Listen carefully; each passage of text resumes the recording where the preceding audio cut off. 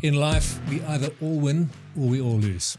You cannot have one group of people winning and another losing, or one succeeding and another failing, purely based on the group that they belong to. We're halfway through International Women's Month, and I'm joined in this episode of Dangerous But Good by a remarkable woman who has shattered many barriers, broken through glass ceilings, and has just had a remarkable story.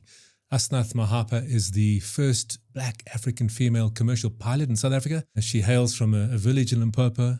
Beautiful story, beautiful woman, amazing success in life, and just such an inspiration to so many people.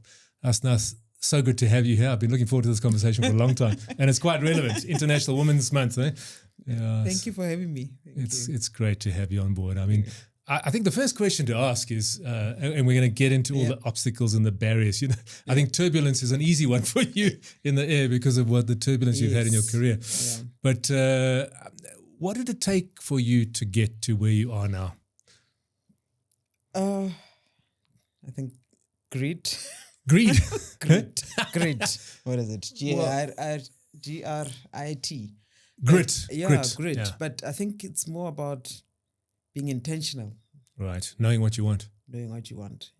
You need to be intentional, because trust me, when they say that there'll be people who will derail you along the way, it is very true. So if you're not intentional about what you want to achieve, if your why is not bigger than the excuses, you'll definitely give up along the way. Right. Yeah. So the obstacles have been huge. Huh? Oh no, it's unbelievable. We can sit here for 3 days. Well, we've got some time. No, I mean, I'd love to discuss some of this because, as we were saying before the podcast, you know, the pioneer breaks through barriers. For the pioneer, it's very difficult. Yeah. You're the one who gets the headwind. I mean, even just cycling through a forest, you're the one who hits the spider webs. Exactly. But you make the way for those behind you, and honor to you for doing that. This podcast is all about being dangerous but good, and I can say you are dangerous to sexism. You're dangerous to racism. Yeah. You're dangerous to stereotypes. Yeah. You really are at cost to yourself. Yes. And I look forward to talking about how you've smashed some of those barriers. Yeah. All right. Yeah. Yeah. But you've shattered, I mean, two very big barriers. The one relates to race and the other one relates to gender. And we talk about intersectionality, but I mean those two. Yeah. Black men have had to break through barriers. Women, regardless of race, have had to break through barriers. But you've had to deal with both of those. Yes. And you're still dealing with that, Yes. People get into an airplane and they hear a female voice from the cockpit. They hear a female African voice. There's a stereotype. There's a perception. Yes. And it's painful, isn't it? Look, it's painful, but I think over time, and probably with maturity, because I had to find ways of coping. Coping mechanism had to come because I love what I do. Yes. And when you love what you do, you have to find ways of, especially when you have, obstacles all the way, you have to find ways of coping with it. And one of the things that, the ways that I cope with it is understanding that it's not personal. Right. Because most of the time you get attacked by people who don't even know you. Right. People who've never had tea with you or had coffee with you. They have no idea what they're talking about. Have no idea what they're talking about. Those are people who actually attack you. Most of the time, they are hiding behind a computer somewhere in the world you don't even know about. And you can't even find them. So you can't even confront them. Cowards. Cowards. In actual fact, they are cowards. Right. So how do you fight something like that? You can't fight something like that. It's impossible to fight something like that. So you have to find ways of coping. And for me, it's understanding that it's not personal. I don't take it personal. If someone says something hurtful, it hurts there and there. But after a while, I always have to reflect. Otherwise, if I don't reflect, the pain stays there. So I have to find ways of, just taking time out to reflect. Why is this person saying this? Yeah. And Craig, you and I know that there's only two emotions really in the world. There's love or fear. Right. Yeah. And you have to choose which one you want to live with. Which one you want to live with. So people who go after other people who, racism stems from fear. Yeah. And sometimes people don't even know what they're afraid of. Yeah. Sometimes people feel like they are this species that's about to be exterminated. You understand? Which is not true. No. It is not true. But we have those people sitting behind a computer creating that fear and making people feel like, oh, my goodness, the white man's time has come to an end. Right. It's not true. Not true. It is so not true. The reality is that women are now saying that we also want, our space in this world. Absolutely. And I'm at a point where I'm tired of begging for my space in this world. I deserve to be in this world. So I am in this world. I deserve to do whatever I want to do with my life. So, and this is the message I want to, to tell other women out there, that until you stop asking for permission to be and start taking it, yeah, you're not going to go anywhere, because those people who live in fear are not going to give it to you. Absolutely. Instead, they're going to make you feel like you don't deserve to be in that space. To such a degree that you might even start believing it yourself. Exactly. And get pushed out of what you'd love to do. Exactly. And it's amazing that, I started flying in 1998. It's how many years later I'm still experiencing some of this resistance. Amazing. I'm still being told that I don't deserve to be a captain. I don't deserve to sit in the left seat. So I was told before that I don't even deserve to step into the cockpit, for that matter. And then I sat on the right-hand seat of an Airbus, and I was still told, no, you don't deserve to be there. Now, can you imagine now I'm actually a commander of this Airbus now, what that means to these people who said, no, you don't actually deserve to fly. Right. You're not capable of doing, this thing that you so passionately want to do. Yeah. So yeah, it's not personal. But Asnath, how many women with tremendous potential and the ability to be, and not just pilots, captains, surgeons, etc., actually get derailed because of this kind of stereotyping gender and race? A lot. I think it's a lot. Yeah. I think it's a lot. I know some personally who just, couldn't cope. Because sometimes, I tell you, it as much as I say I reflect, but there are times where someone says something that is so hurtful that it takes you a couple of hours to get over. Sometimes days. Sure. To get over. And some may never get over it and actually abandon a career which they'd be very good at. Exactly. Yeah. So it does derail people's careers. Yeah. It does derail people's lives from time to time. Yeah. And I think the more we talk about it, the better it will become. Yeah.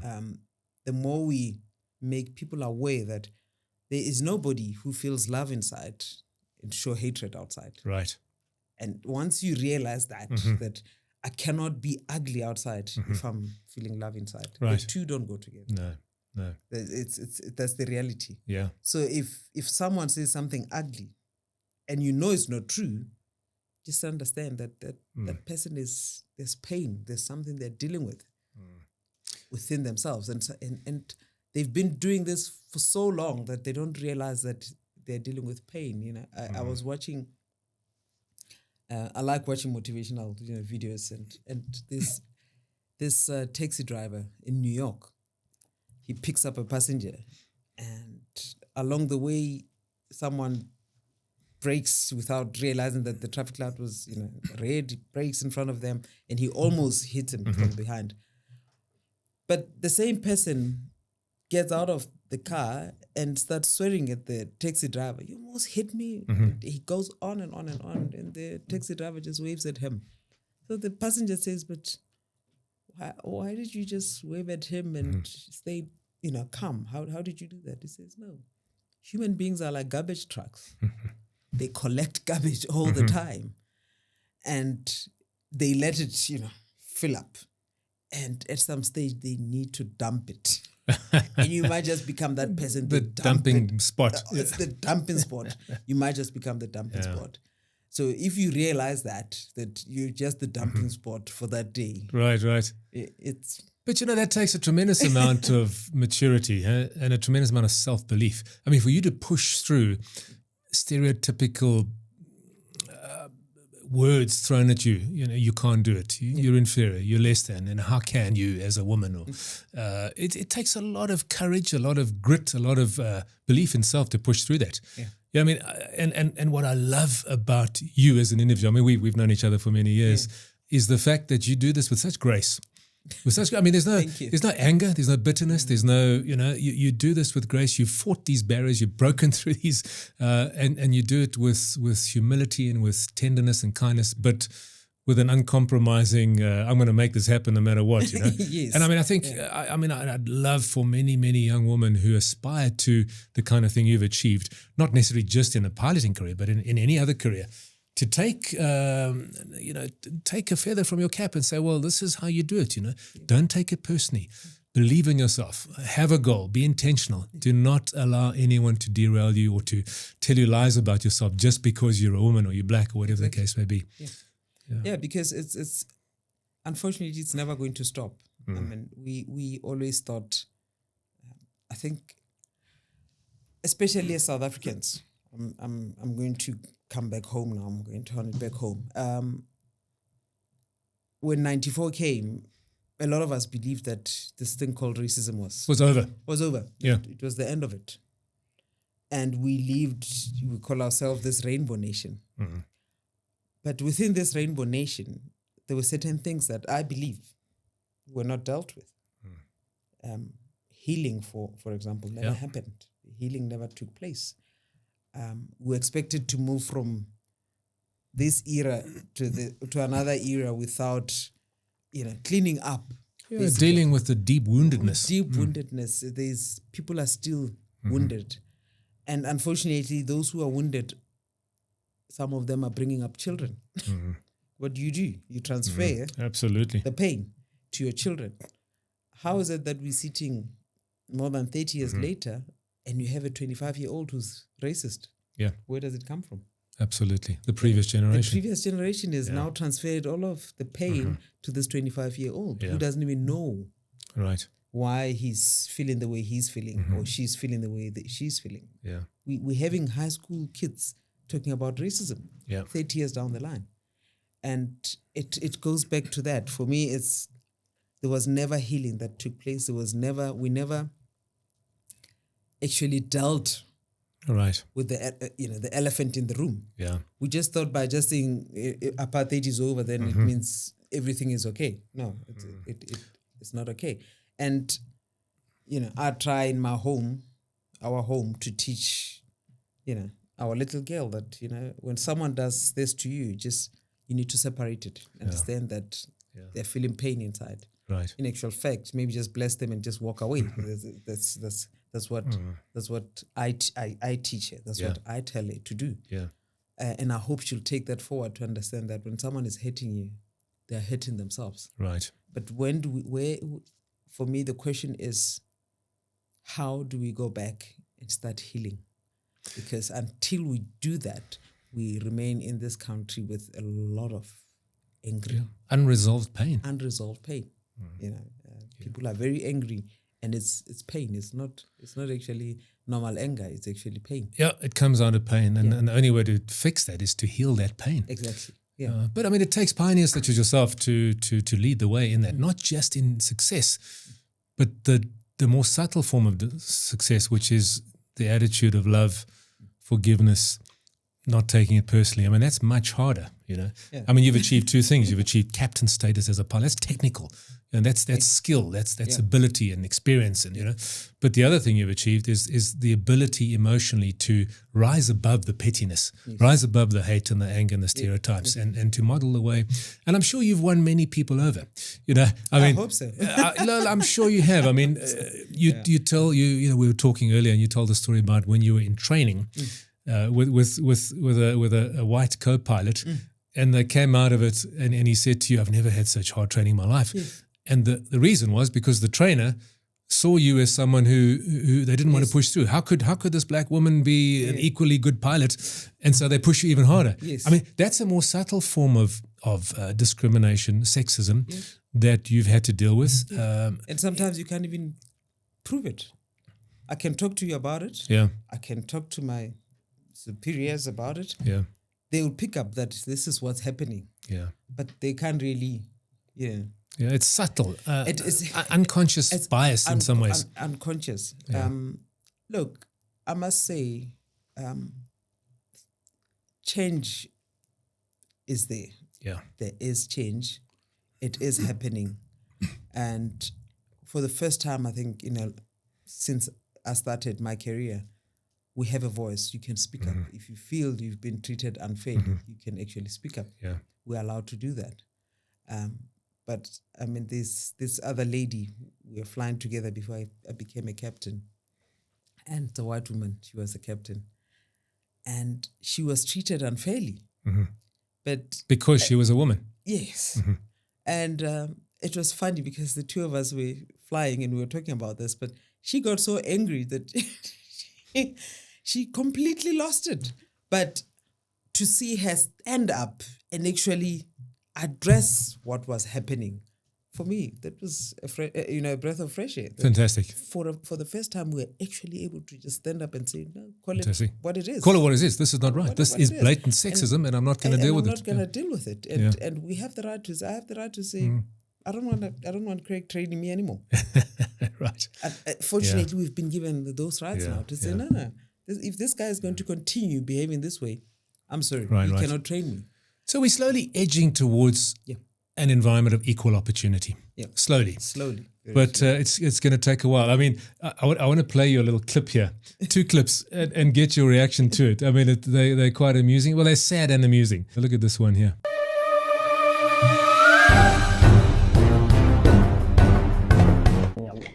Good afternoon. Good afternoon. Please, we have been waiting for the pilot.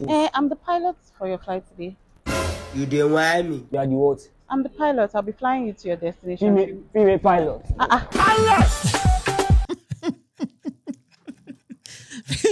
Well, I'm sure it's the reality for a lot of people. I mean, look, as I said, it's sad and amusing at the same time. I mean, I always look, especially now, now that I'm a captain, some people know they can differentiate. Some people don't realize that these bars that we wear, they mean different things. Yes. So, and sometimes I walk through. Most of the time, in actual fact, we find passengers already waiting as we walk through the gate. And I watch the faces, but in a subtle way. And you see them, they're trying to confirm that. Is that actually? There's not a stewardess. That's the person who's actually going to be flying us. It happens so often. And you see them start fidgeting and getting nervous. I was telling you a story where we had to go around in Durban. We couldn't land. It was raining so hard. Yeah. Because normally we land manually. Yes. You see the runway, you go for the runway, you land manually. And that day we just could not see the runway, in time. Just saw the lights at the end. You can't do that. I mean, that's dangerous. You try to land in a situation like that, you might end up going off the runway.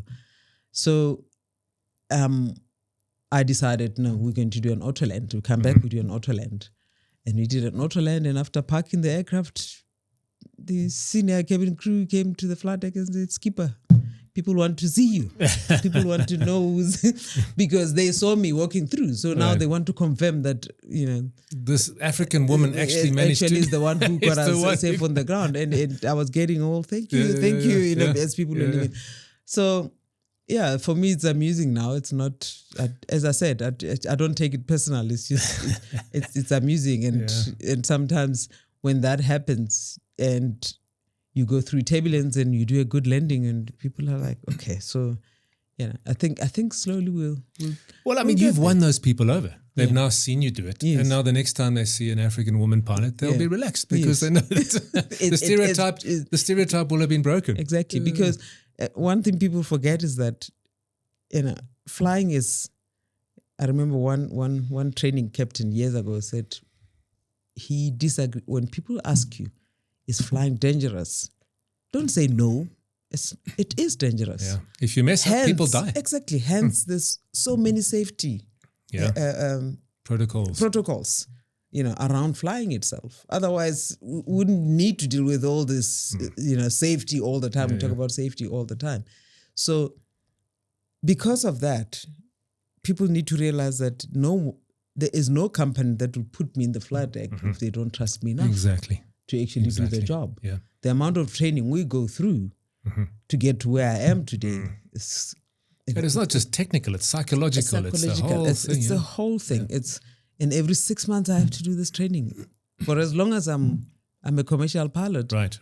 I have to do the training every 6 months, and that's just standard. You have hundreds, if not thousands, of lives in your hands every month. I mean, it's a massive responsibility. Exactly. So no one will put me in the flight deck just for the fun of it. Just let's see if she can fly this thing to Cape Town and back. Well, let's continue shattering these glass ceilings and these barriers. There's another clip which I want to show you.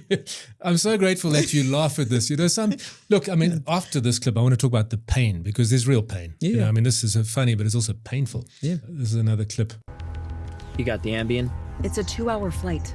Yeah. Hello, this is your captain Tiffany Jones speaking. Welcome aboard Flight 428 to Dallas. We're just waiting on ground crew to load the last few bags. We should be pushing back shortly. Did the stewardess just call herself the captain? I don't know. I'm trying to find my Xanax. Hey, Captain Tiffany here again. Ground crew is all finished. Flight attendants prepare for departure. The captain's a woman? Are you serious? It's 2024. Women can fly planes. Honey, this isn't an iPad. This is the real deal. Captain Tiffany again. I almost forgot to mention I'm accompanied today by First Officer Morgan Brooks. And oh, wow, would you look at that? It's an all-female crew today. You're in good hands. Now sit back, relax, and enjoy the skies. Babe, we gotta get off the plane.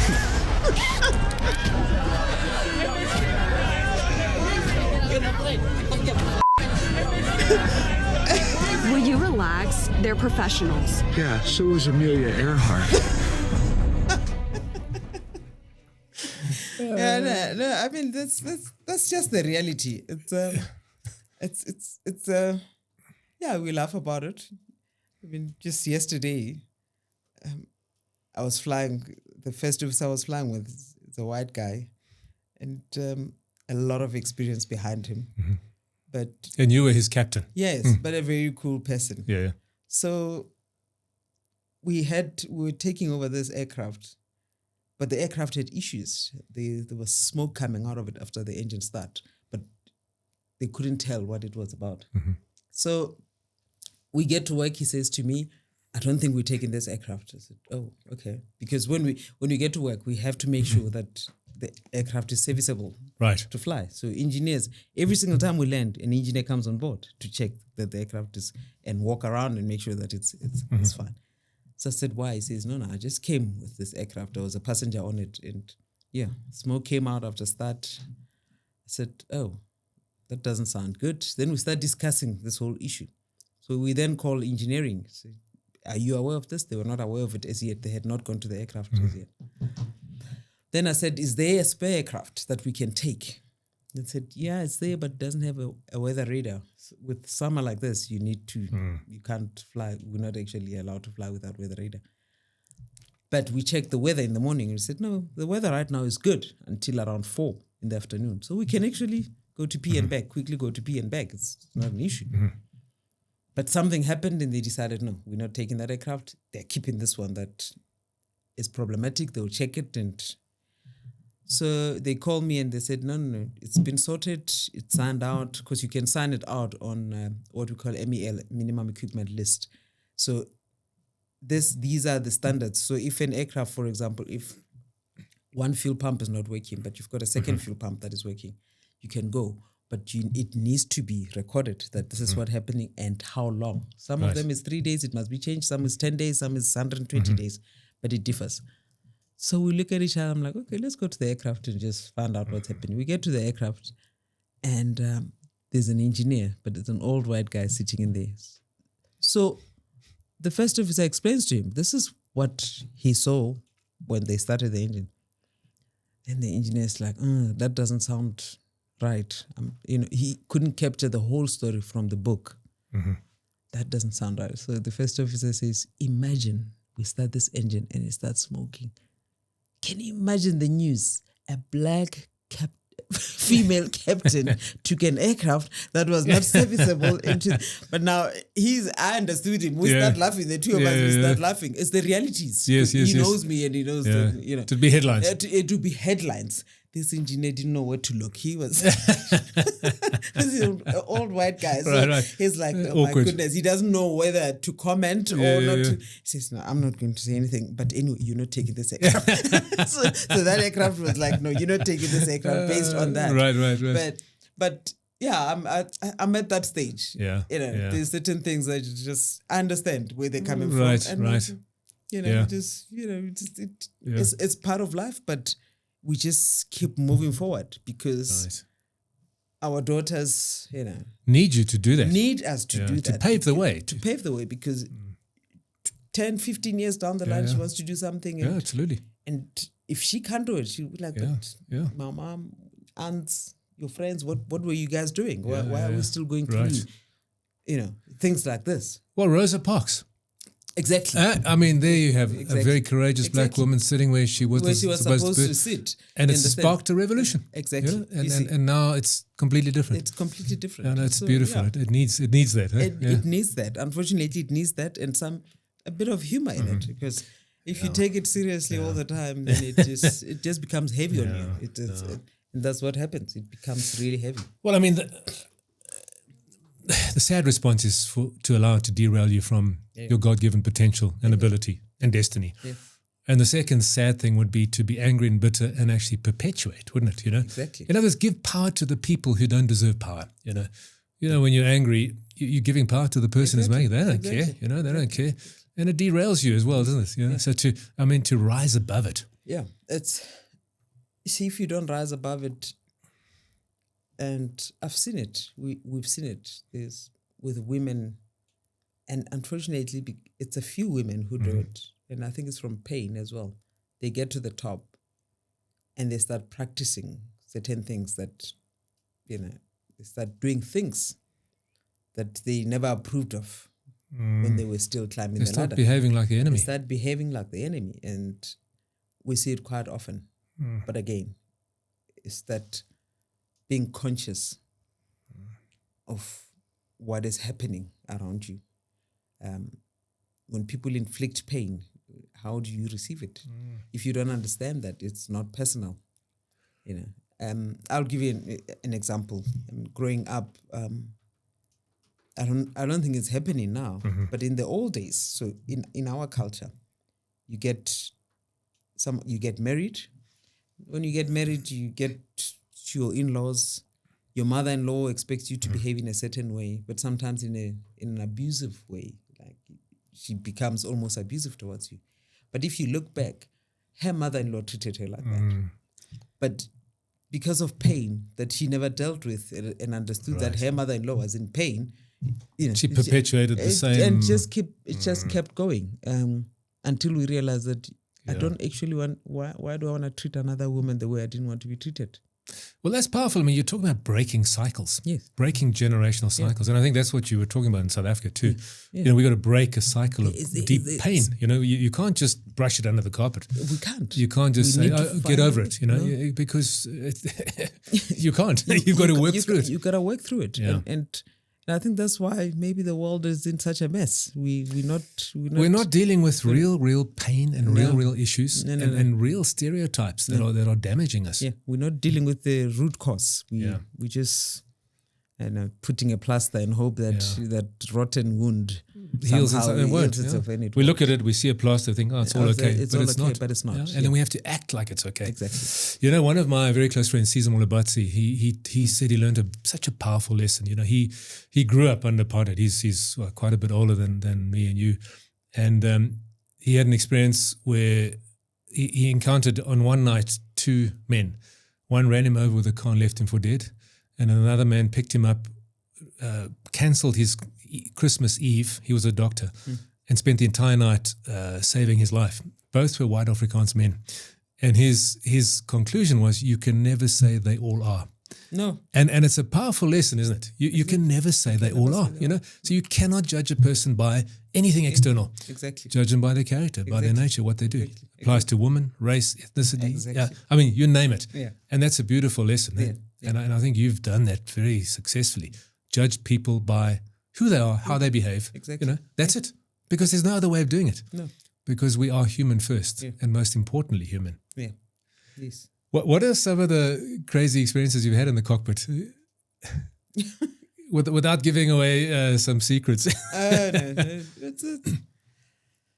Look, it's not so crazy, but some of the experiences where you get to work and this captain doesn't talk to you until you do a good landing. Why? Because you had to prove yourself. Oh, really? Okay. Yeah. So, I mean, sure, a lot of times I can't count how many times I had to go to work to prove myself. Every time you fly with a new captain, I'm talking previously, every time you fly with a new captain, you had to prove yourself. As a woman, you have to prove yourself over and over again. It's exhausting. Huh? It's exhausting. Yeah. But that's what happened. You know, every time we went to work, and the sad part for me was that I knew I loved what I did. Yeah. And you still do, Asnath. Yeah, and I still do. But there was this painful side of it that was not dealt with. Where every time I go to work, I look at my roster. I mean, you look at your roster because they give it to you like 3 weeks or 2 weeks in advance. And you look at April and you're thinking, my goodness, I'm flying with this guy. and that's how it was. Yeah. Or you go into a simulator training, oh goodness, this is my training captain. and so it went on and we lived through it. And But like 70% of the time you look at your roster and like, oh, I can't believe I'm with this guy again. I'm rostered with this guy, I'm rostered with this one, I'm rostered, you know, and that's the painful part.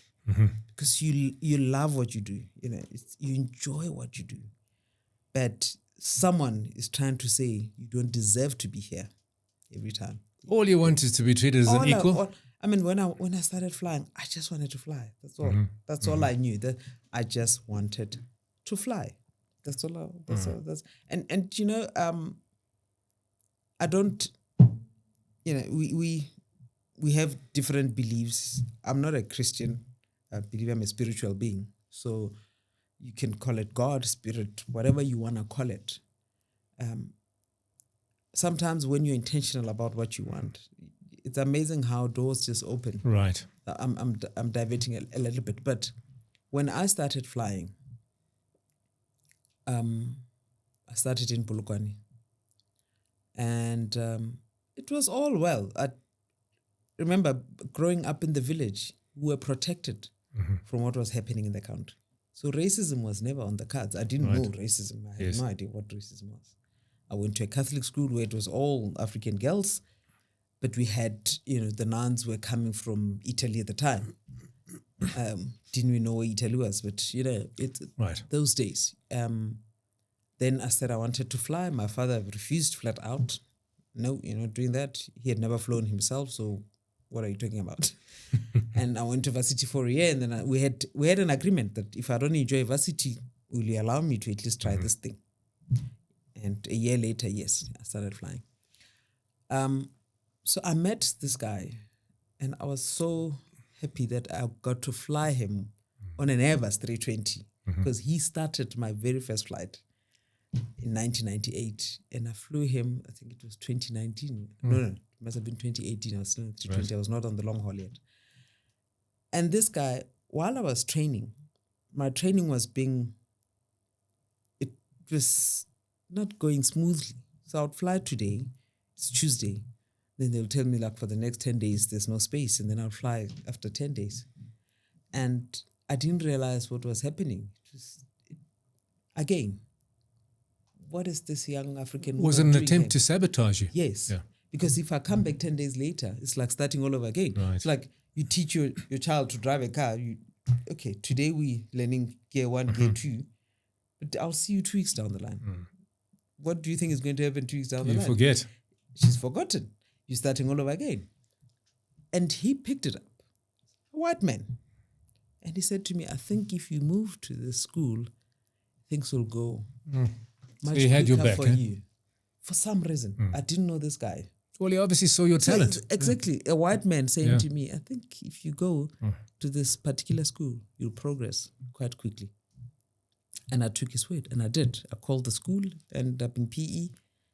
And in PE, when I got there, the school had the students there, majority were from outside South Africa, Holland, Zimbabwe. So throughout my training in that school, I did not experience racism. So that was, and because I had from Angola, from Congo, And females as well? so I was the only one for a long time. Right. Then another lady joined me. Yes. We are both at SAA now. But yeah, most of the time I was alone. It was just the only girl there. And so I didn't experience racism there. So my training went fine.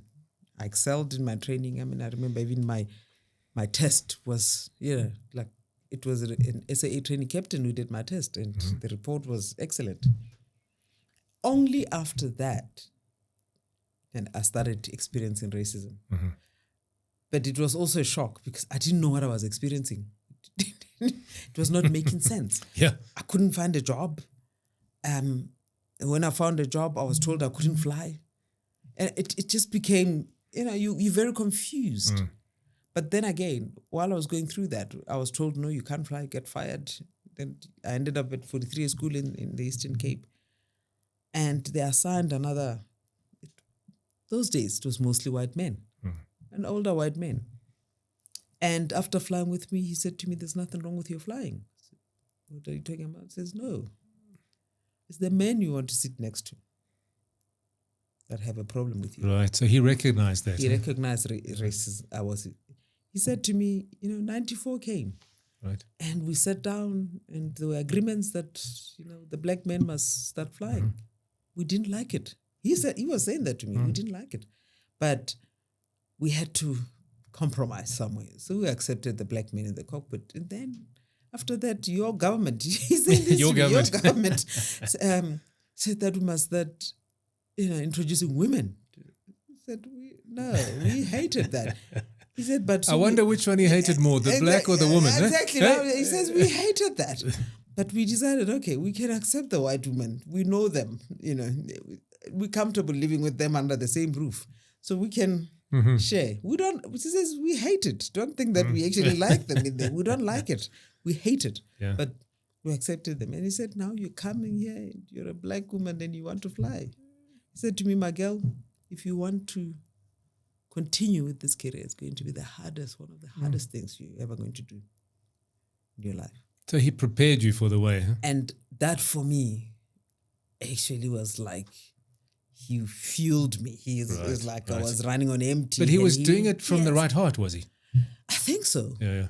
I think so. But for me, I just thought it, like a light bulb went on. And now you suddenly realize why. What I'm going through All these here. obstacles. Oh, these obstacles are coming from. Now I understand.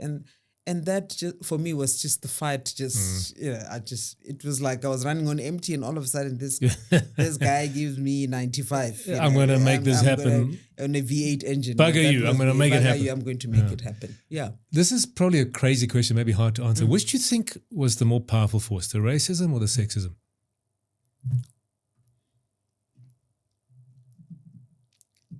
I think sexism, because it's difficult to pick up. Right. It's very difficult to pick up. Racism, everyone knows. Yeah. I don't think a lot of people who are racist can't hide it. Yes.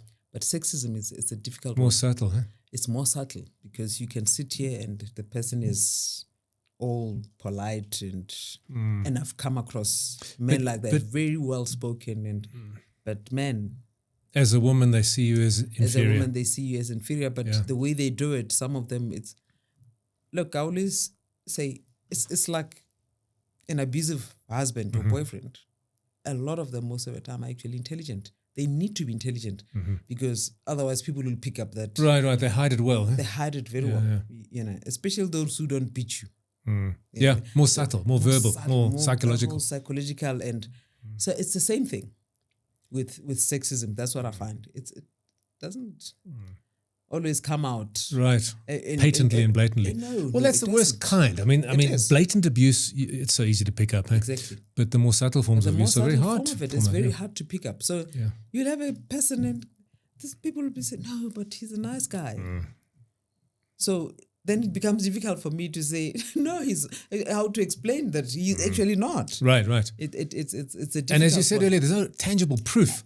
There's nothing. It's you and him at that moment, and maybe the next person who's experiencing this whole thing for the first time, but chances are they'll never experience it again. Right, right. And then next time around, it's me again with someone else. They experience it for the first time. It's a shock to their system. Yeah. Then, I mean, what happened to me with the same guy that I was telling you about, 2 weeks later, he bumps into me and said, have you recovered? He says to me, have you recovered? I'm used to this. He had not recovered. No. He was still in shock of Right. what he experienced. Yeah, yeah. You see. So, and then he'll go on, but he'll never think of it as, what exactly was that? You know? Well, because, someone who's never experienced discrimination cannot really understand it. He'll probably just think that guy was an idiot, Yeah, yeah. and it will end there. Yeah, exactly. And it's not the kind of world you live in every single day. Exactly. Hey, Asnath, I mean, any last comments? I mean, look, again, much respect to you for what you've done and who you are, and Thank you. the attitude, your demeanor, your grace, for rising above it and for shattering barriers that need to be shattered, to make a way. I mean, we want to build a world where everyone is viewed as an equal and given equal opportunity. Yeah. I mean, men and women are different, and that's beautiful, Yes. We love it. I mean, we need each other. Yeah. We're not opposite, we are complementary. Exactly. We co-create, and I mean, that's what it's all about. Yeah. But unless we co-create as equally valuable individuals who have absolutely equal opportunity with no artificial barriers, the world's going to suffer as a result. We all win or we all lose. This is not a zero-sum game, is it? Where one wins and the other, it's a game where we all win. And just hats off to you for paving that way. Thank you. You're a dangerous woman. As I said earlier, dangerous to sexism, to stereotypes, to racism, and dangerous to mediocrity as well. I mean, you do what you do with excellence, and I appreciate that. Thank you. Thank you. Any final comments to inspire the young ladies out there who? I used to say you can do whatever you want to do with your life, but I think I've grown up now. I've matured. So is everybody. Everybody needs to mature or grow up. But I still go back to the statement I made when we started, that if you stop taking things personal and understand that there is nobody who can feel love inside and show hatred outside, those two don't go together. And every time you experience negativity, every time you experience someone saying something nasty about you, realize that there's two emotions: it's fear or love. So people associate when a man beats you up that he's strong. It's not. It's actually fear. There's a lot of fear inside. Yeah. That's why when you stand up to a bully, most of the time they crumble. They crumble. It's exactly that. Yeah. They crumble. That's why most bullies are now behind computers. Right. Aren't they? Yeah. They're hidden. Behind computers. They're Cowards. hidden. Some of them don't even use their real names, for that matter. So if you just realize and start living from that perspective, that there is nobody who's feeling love and is showing hatred outside, I think that has made my life fantastic, so much easier. The power of love. The power of love. That's it. That has made my life a lot easier. And I'm not saying that you won't feel pain. Pain is inevitable. But living in pain becomes a choice. Right. Well, power and love to you. Thank you. Awesome.